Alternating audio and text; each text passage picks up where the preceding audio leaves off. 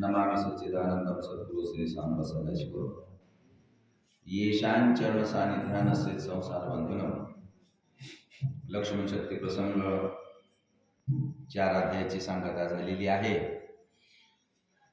5व्या अध्यायाला सुरुवात झालेली आहे.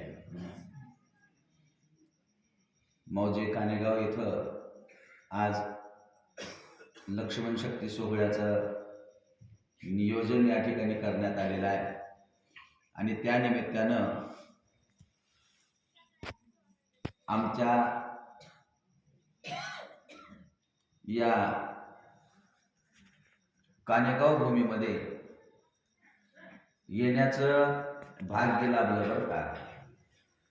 कारण कसं आहे, ज्या ठिकाणी संतांच्या पदाचा स्पर्श झालेला असतो ती भूमी पावन भूमी असते आणि त्या भूमीमध्ये सुद्धा सेवा करण्यासाठी काहीतरी भाग्य लागतं बरं का.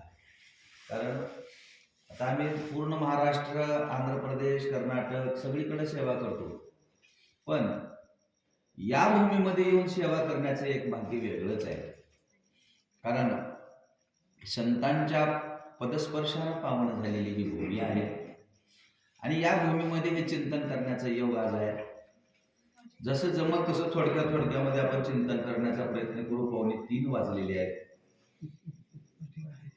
अजून 500 वव्या रामायणाच्या शिल्लक आहेत. 1135 वव्या शक्ती प्रसंगाच्या आहेत, त्याच्यापैकी अजून 500 वव्या शिल्लक आहेत. जसं जमत तसं थोडक्यामध्ये आपण चिंतन करू. एकनाथ महाराज वर्णन करतात, हनुमंतरायाने औषधीचा पर्वत घेतलेला आहे. पर्वत घेऊन हनुमंतराया निघालेले आहेत आणि जाताना वाटेमध्ये बाण आडवा आला. त्या बाणावरती हनुमंतरायाने आपल्या स्वतःला झोकून दिलं, बाणाच्या स्वाधीन झाले आणि नंदीग्रामाच्या ठिकाणी आले. हा विषय आतापर्यंत झाला.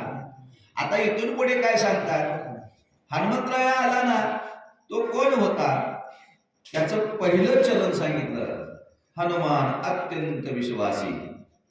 हनुमंतराय अत्यंत विश्वासी आहे. अत्यंत विश्वास शब्दाचा अर्थ एवढाच आहे, परम श्रद्धा. त्या विश्वासाला कधीच अंत प्राप्त होणार नाही. महाराजांच्या भाषेमध्ये बोलायचं झालं तर सोपं, देह जावो अथवा राहो पांडुरंगी दृढ भाव. या भावाने जो त्या ठिकाणी विश्वास ठेवतो तो अत्यंत विश्वासी आहे. पण कशावर विश्वास आहे? देवाच्या नावावर विश्वास आहे. अनुसरोनी नामासी. नामाला अनुसरला, बाणाला नाही. बाणावर नाम होतं म्हणून नामाला अनुसरला. नामाला अनुसरला. का अनुसरला? त्याचं कारण आहे, बाण नंदीग्रामाच्या ठिकाणी नेणार आणि ज्या नामावरती आम्ही अनुसंधान धरलेलं आहे ते राम भक्ताचं कल्याणच करणार आहे, एवढा विश्वास हनुमंतरायाचा आहे म्हणतात.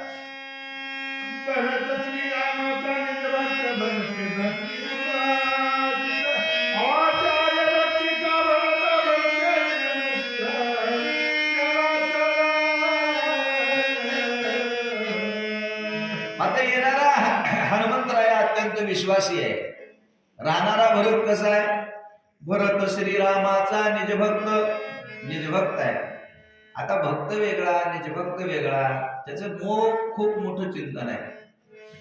एक असं आहे, प्रत्येक जन्माला आलेला जीव भक्त म्हणूनच जन्माला आलेला आहे. तुम्ही आम्ही भक्तच आहे.